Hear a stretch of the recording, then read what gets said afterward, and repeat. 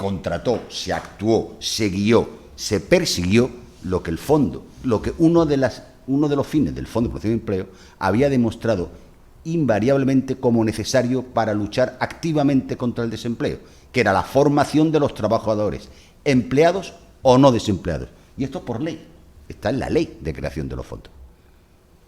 Porque la empleabilidad del trabajador en un mundo cambiante como este solo se garantizaba mediante los procesos de formación. Es decir, que la primera conclusión a la que yo creo que hay que llegar, indiscutiblemente, es que había una necesidad pública.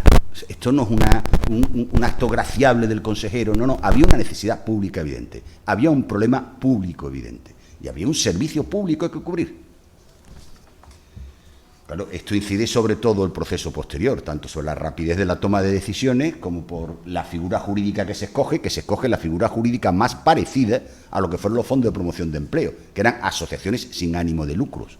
Igualmente incide en el problema de financiación que tiene la FAFE desde el principio, porque los fondos de promoción de empleo se soportaban sobre las aportaciones de los trabajadores en exceso, sobre las indemnizaciones legales, las aportaciones de las empresas sometidas a los procesos de reconversión, en un caso voluntaria y en otro caso obligatoria, y sobre aportaciones públicas. Y aún así, los fondos de promoción de empleo acabaron recibiendo una transferencia de capital constante del Estado hasta la finalización de sus actividades, cosa que no se preveía en ningún momento para la FAFE. Por lo tanto, las personas que habían trabajado en los fondos de formación de empleo, que son los que comienzan a trabajar en la FAFE y desde el principio advierten que en sí las transferencias de capital la FAFE va a tener problemas de financiación graves, es lógico que acudan en cumplimiento, creo que el artículo 26 de su estatuto, a recursos externos, a recursos externos que se pueden ofrecer por la actividad que la propia FAFE es capaz de ofrecer a esos teóricos clientes. Por lo tanto, había una necesidad pública, había una autorización para buscar recursos externos de los estatutos de la propia FAFE, había la necesidad de buscar a alguien o contratar a alguien que se dedicara a esa actividad que estaba manifestada claramente dentro de los estatutos, dentro de la necesidad y dentro del íter que se ha producido. Bien. Por lo tanto, la contratación de Antonio Torres no estaba sujetada, no estaba enganchada a unos hilos ficticios que surgieran de una entelequia del señor Villén o de cualquier otro. No. La contratación del señor Torres estaba encaminada a satisfacer un interés público en beneficio de un servicio público. Ese punto yo creo que debería quedar suficientemente claro.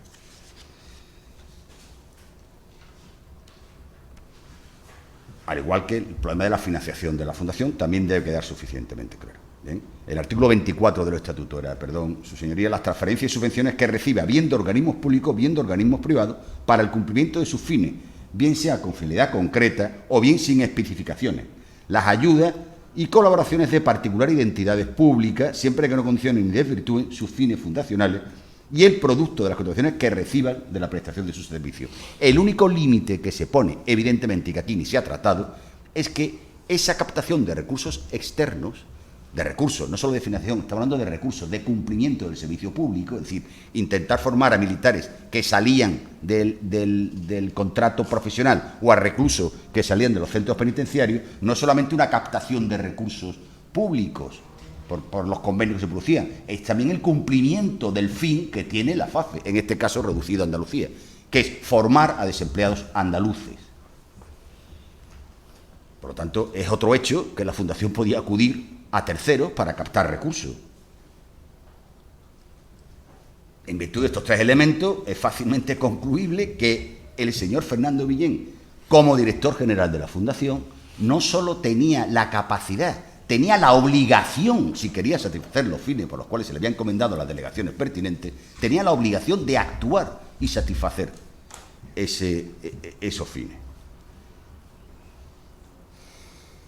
Por lo tanto, el hecho de haber decidido en el ámbito de su autoorganización, y como ha dicho el compañero Adolfo anteriormente, autorizado por el consejero, cosa que no se ha puesto en duda la legalidad de dicha autorización en este procedimiento, autorizado por el patronato en el momento de su constitución, la capacidad de autoorganización de la Fundación, el señor Fernando Villén toma una serie de decisiones que en absoluto son ilegales, como ha quedado suficientemente claro aquí.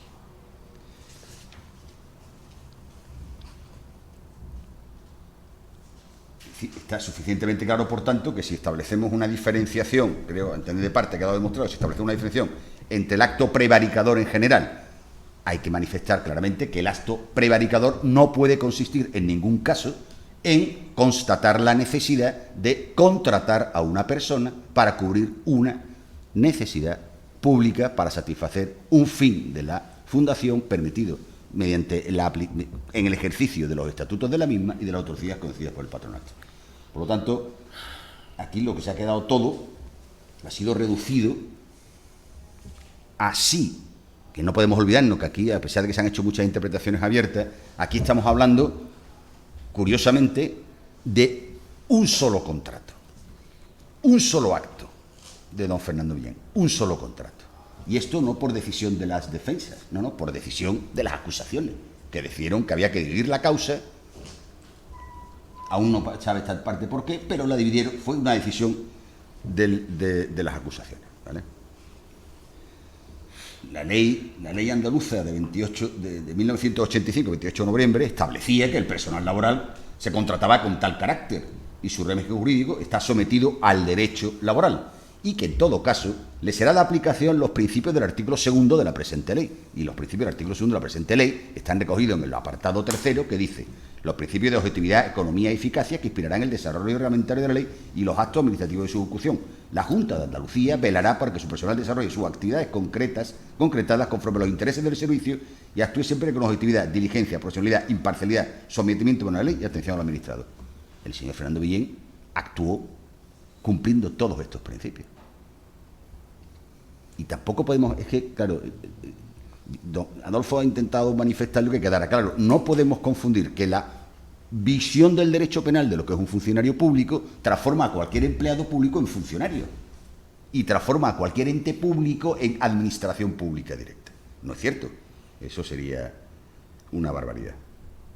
Por lo tanto,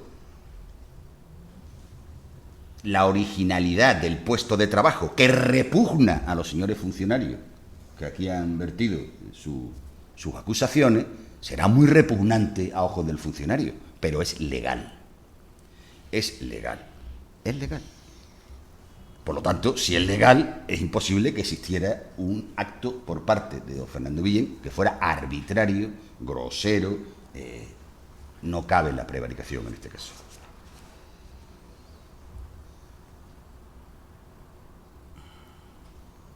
De hecho, se ha intentado superar todos los inconvenientes que se iban encontrando. Cuando la acusación comprueba que la contratación del señor Torres es previa, es posterior a la constitución del patronato, con la delegación del patronato, con la orden del consejero, pero es previa al primer acto del patronato, ha habido que montar, lógicamente, un entramado artificioso para acreditar la ilegalidad del nombramiento. El nombramiento es previo, ya estaba, la delegación estaba asumida, todo estaba perfectamente capacitado para que el señor Villén tomara las decisiones oportunas para garantizar la continuidad del servicio, tanto como la prestación del mismo. Y entre ellos el señor Villén, con autorización del patronato, con autorización del consejero, y cumpliendo con sus estatutos, decidió que era necesario alguien que gastara recursos externos, y con su experiencia personal, claro, alguien que gastara recursos externos. Pero es que además la Ley de la Función Pública 50/2002 es muy propio es muy propio acudir al artículo concreto, pero lo cierto es que la exposición de motivos de esa ley afirma que el objetivo de la misma es dinamizar y potenciar el fenómeno fundacional como cauce a través del que la sociedad civil coayuda con los poderes públicos en la consecución de los fines de interés general. Es más, esa propia exposición de motivos advierte que la ley nace para disminuir el intervencionismo administrativo sobre las fundaciones, incluidas las fundaciones públicas.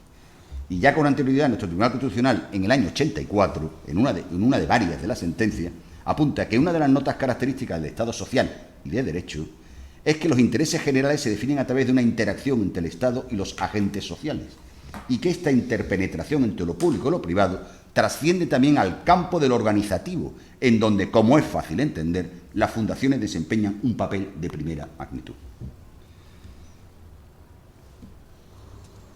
Dada la existencia de un interés público, de un marco legal promulgado para satisfacerlo, unos acuerdos administrativos concretos que lo permitían, el hecho de que fuera don Antonio Torres, con un currículum que nadie ha puesto aquí en duda, nadie que ha puesto aquí en duda el currículum de don Antonio Torres, tanto teórico como práctico, es decir, en teoría un señor que es licenciado, que ha dado clase en la universidad, que tiene varios másteres relacionados con recursos humanos, que tiene varios másteres relacionados con gestión pública, que es de lo que estamos hablando, y que además tiene una experiencia que se tiende a despreciar en el momento actual, pero que es una experiencia de indudable importancia. Ha sido durante 20 años gestor de una administración pública. Eso será, por lo visto, anecdótico en el currículum de cualquier persona. Será que yo le doy mucha importancia. Para mí la tiene, indiscutiblemente. Todo esto consta claramente en el expediente del personal de don Antonio Torres, que ha sido lo único, loado sea el señor, que ha traído el Ministerio Fiscal a esta causa, porque ni ha traído los convenios, a pesar de que se comprometió a ello en el acto de declaración de don Antonio Torres, ni ha traído nada más, ni el SAE los ha aportado, ni la Junta de Andalucía ha dicho nada. Ha tenido que ser esta defensa en el último momento, y con escritos que ha aceptado el tribunal, ha tenido esta defensa el que trajera los convenios a este procedimiento. Lo cual, tal como ha dicho el compañero Adolfo antes, lo que acredita claramente es que la instrucción no ha existido. O si ha existido, ha sido, tal como afirmamos desde el principio, tan prospectiva, que se estaba remontando al año 2011, al procedimiento de justicia previa 174-2011, tal y como manifestamos ya en las cuestiones previas al principio de este procedimiento. El hecho de que don Antonio fuera contratado, como comprenderá, es indiferente. Bueno, es que el Ministerio Fiscal estableció, precisamente en su escrito del 9 de octubre, creo que era, anteriormente, aceptó o consideró que la frontera entre la existencia o no del delito de malversación, informe final de las diligencias previas 1575/19 del Juzgado de Instrucción número 6 de Sevilla, el acusado era don Francisco Cama, es indiferente el rendimiento, entre comillas, con peor o mejor de rendimiento. Es más, es indiferente la necesidad o no del puesto para la satisfacción de un interés público, incluso si queremos considerando que el puesto de trabajo fuera necesario o no, entre comillas. Y en último lugar, afirma que resulta hecho obstativo para la apreciación del tipo que el investigado se incorpora a un puesto de trabajo real efectivo y lo desempeña, aun cuando ha dicho anteriormente, en franca contradicción, que ni desempeñaba puesto de trabajo alguno, ni había necesidad del puesto de trabajo. Pero eso es lo que manifiesta el señor fiscal. Por lo tanto, y acogiéndonos precisamente a las expresiones del propio Ministerio Público, aquí lo que se trata es de discernir si ha habido un servicio a cambio de los emolumentos percibidos.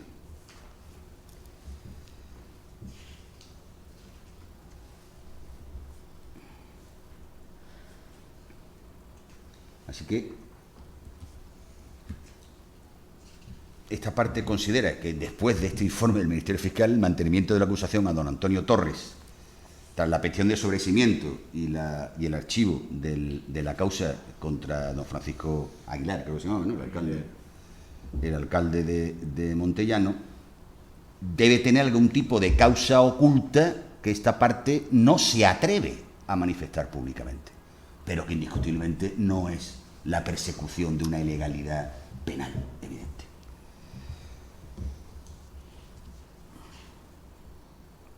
La tesis acusatoria se soportan en unos datos curiosos. La supuesta dirección de recursos externos, que es algo que no sé de dónde lo han sacado, lo han debido sacar de la propia declaración del señor Torres, que manifestó que tenía una tarjeta de visita que ponía dirección de recursos externos. Porque efectivamente en la estructura de la FAFE el señor Antonio Torres no aparece como director, ni nadie ha dicho que lo fuera, salvo el Ministerio Fiscal, la Junta de Andalucía y la Consulción Popular. Nadie lo ha dicho. Es más, en las intervenciones que han llegado a comentarlo, ha sido después de preguntarle a los tres abogados, pues una cuestión testifical digna de tener en cuenta. Cuando a una persona se le pregunta algo de hace 20 años y todos repiten el puesto de trabajo que cumplía, es prácticamente imposible que la persona intente recordar exactamente a qué se estaba refiriendo. Pero vamos, es indiscutible que don Antonio Torres es contratado como técnico. Así está en su contrato de trabajo.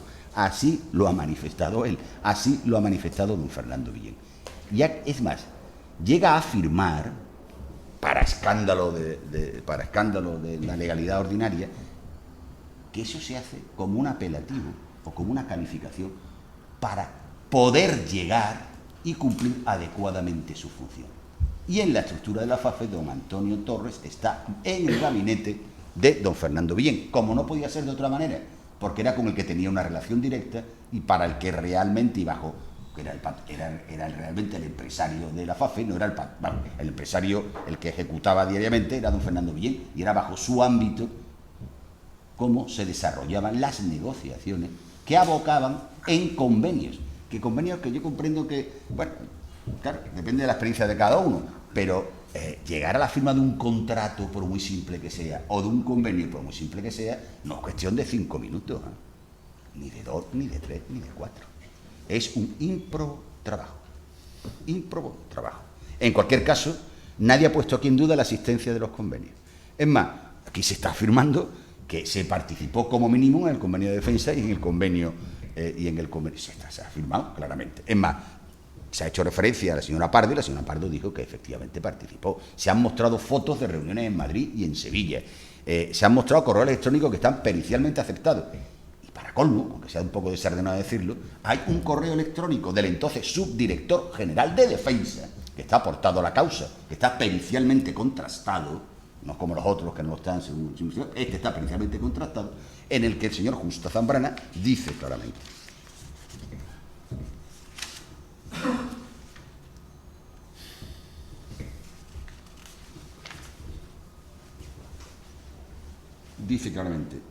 en la elaboración del texto del referido convenio participaron activamente por parte del Ministerio de Defensa don Francisco Sánchez García, subdirector general de Tropa y Minería, que por lo visto tampoco debía hacer nada, estaba allí contratado, pues ya.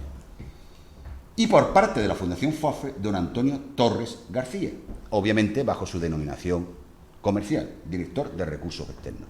Ambos llevaron a cabo durante varios meses diversas reuniones de trabajo con el objetivo de alcanzar una propuesta de convenio que recogiera las aportaciones de ambas partes, Ministerio de Defensa y Fundación FAFE. El correo, como he dicho, está adjunto en la tal.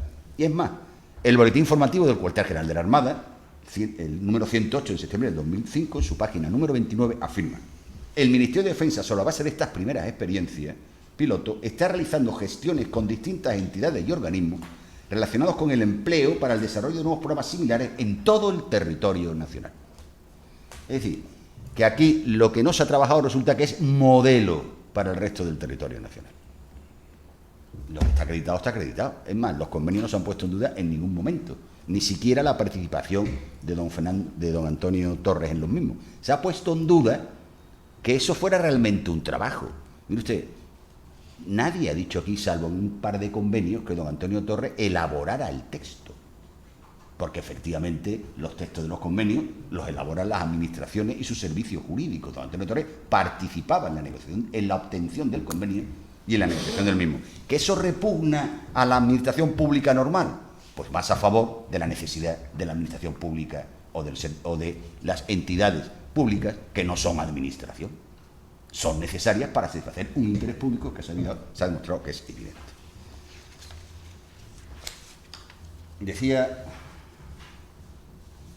Decía don Carl, el polémico catedrático de Derecho Administrativo don Carl Smith, que la legalidad no alude en absoluto a ningún contenido jurídico material, sino a un método de trabajo y de funcionamiento en una sociedad altamente organizada.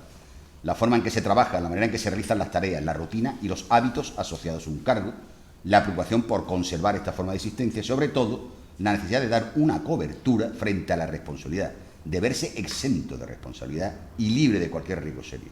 Todo ello constituye el complejo de la legalidad en su interpretación burocrático-funcionalista, tal y como se impuso en el Estado funcionarial como es Alemania. Esto es parte de la respuesta que da en Nuremberg, en su cuarto informe, a la pregunta de por qué los secretarios de Estados alemanes siguieron a Hitler. Aquí hay una actividad material evidente. Se satisface un servicio público obvio. Se actúa bajo un control de la legalidad absolutamente acreditado.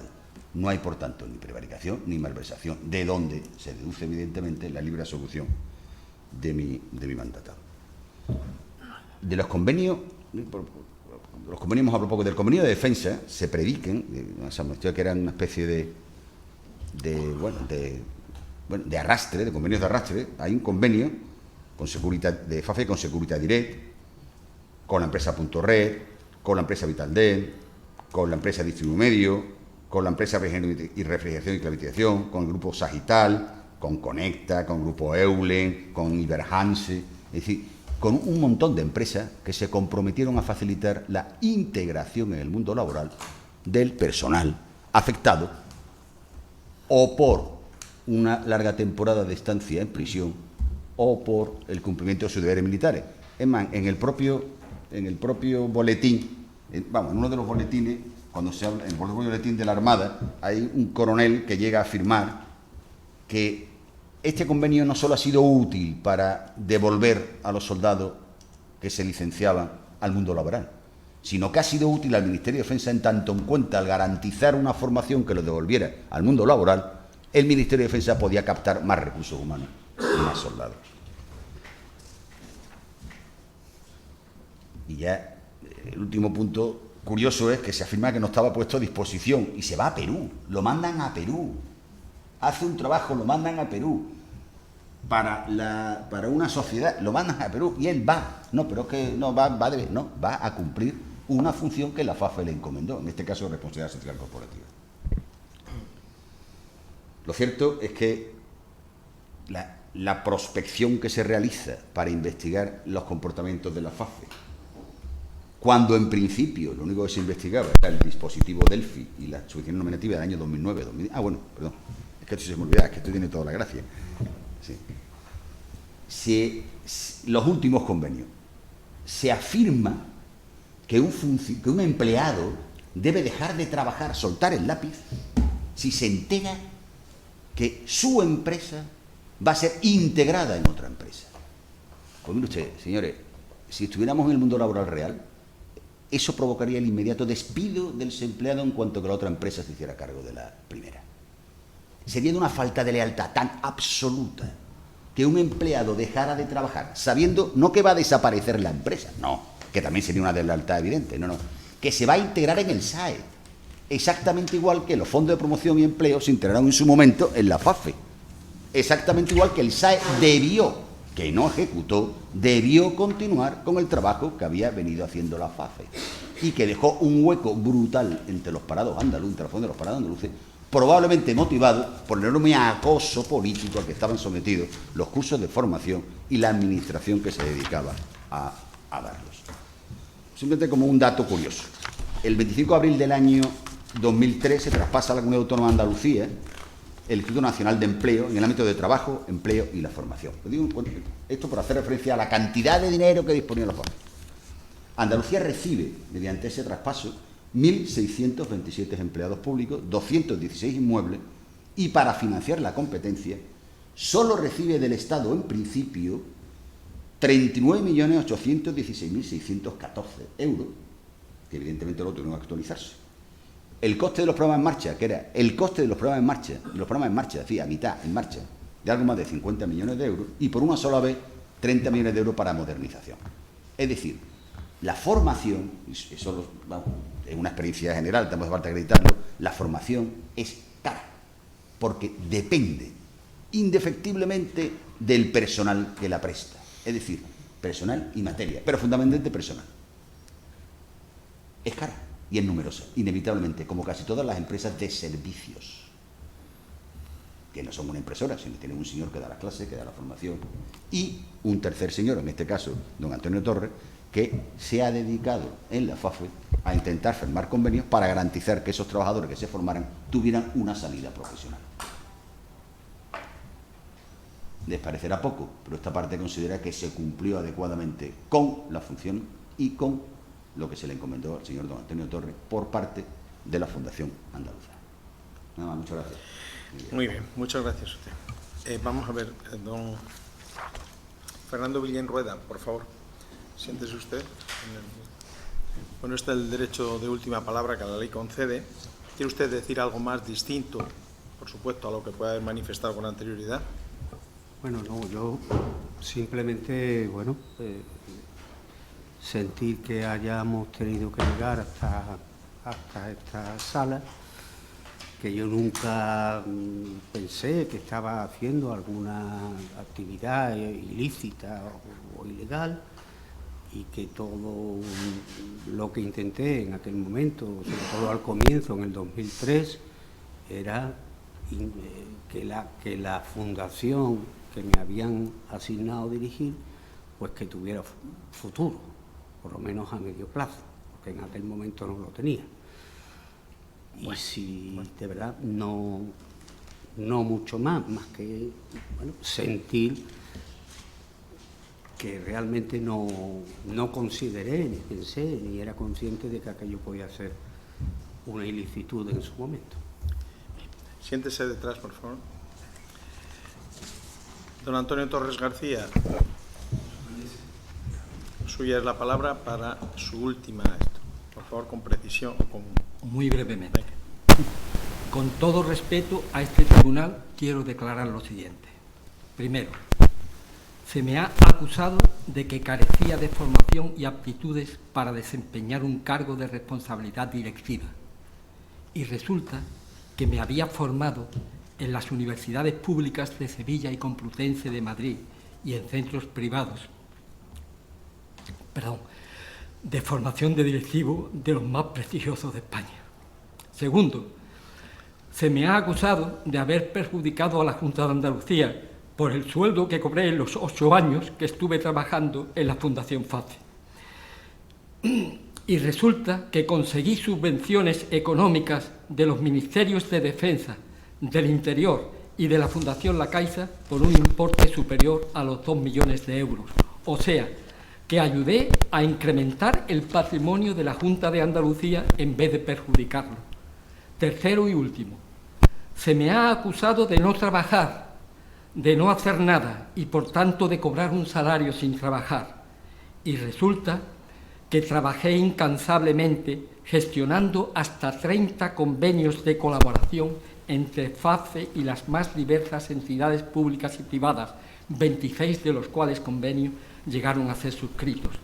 Y todo ello lo hice, señor presidente, combinando el trabajo telemático desde casa con el trabajo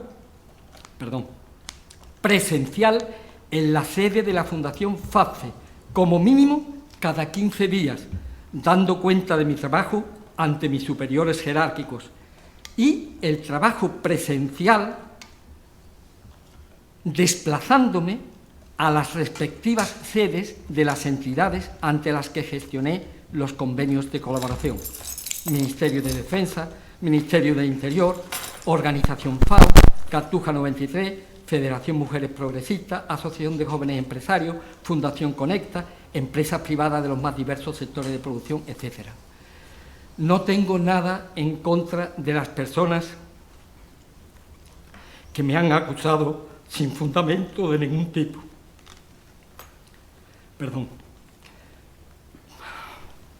Quiero pensar que sus afirmaciones sobre mi persona fueron producto de la falta de información sobre los hechos realmente acaecidos. Por ello, con todo respeto, espero que la justicia ponga a cada cual en su sitio y me absuelva de los presuntos delitos que nunca cometí. Muchas gracias. Y perdón. Póngase en su sitio. ¿Puedo?